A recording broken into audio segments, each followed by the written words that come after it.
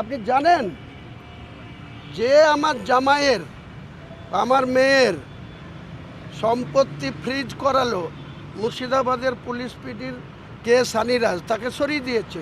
তার নেতৃত্বে 9 জানুয়ারি থেকে 31শে জানুয়ারির মধ্যে সেন্ট্রাল একটা ট্যাক্স ডিপার্টমেন্টকে তাদের সম্পত্তির অ্যাসেসমেন্ট করলো 15,53,60,697 টাকা সিজ করার জন্য এবং 15টা অ্যাকাউন্টে সিজ করার জন্য।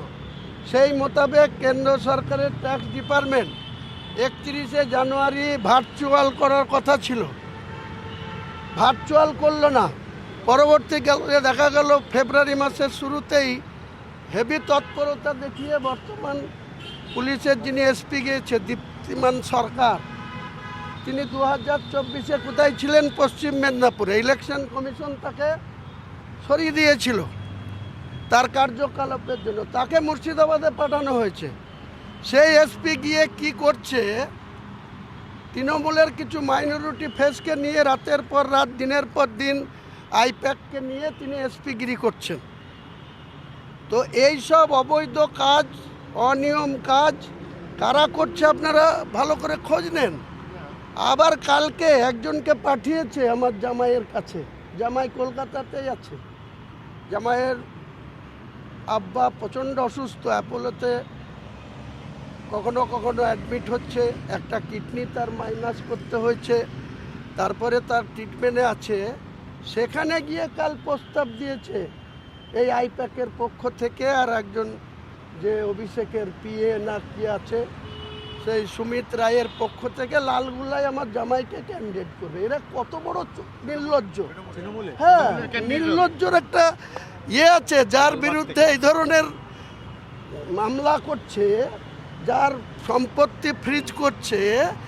আমাকে দুর্বল করতে না পেরে কালকে প্রস্তাব দিয়েছে যে হুমায়ুন কবিরকে তো পারা যাচ্ছে না, তো হুমায়ুন কবিরের জামাইকে যদি তৃণমূলের ক্যান্ডিডেট করা হয় লালগুলায়, লালগুলার বর্তমান এমএলএকে, হ্যাঁ না, তাকে ডাইরেক্ট লোক দিয়ে অফার করেছে। তাও এরা ভাবে কি হুমায়ুন কবিরের মেয়ে হুমায়ুন কবিরের বাইরে যাবে, জামাই তার বাইরে যাবে? আমি ওসব কিছু বলবো না, আপনারা এদের চক্রান্তটা বুঝুন।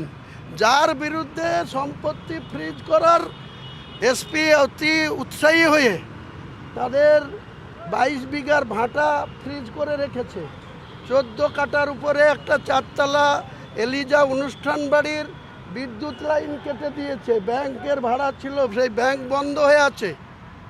এরা কত বড় নির্লজ্জ! তারা আবার না পেরে লালগোলাতে মোহাম্মদ আলীকে ভগবানগুলাই নিয়ে আসবে, আর ভগবানগুলার বর্তমান এমএলএকে জলঙ্গিতে নিয়ে যাবে, জলঙ্গির এমএলএকে টিকিট দিবে না, তাদের অভ্যন্তরীণ ব্যাপার।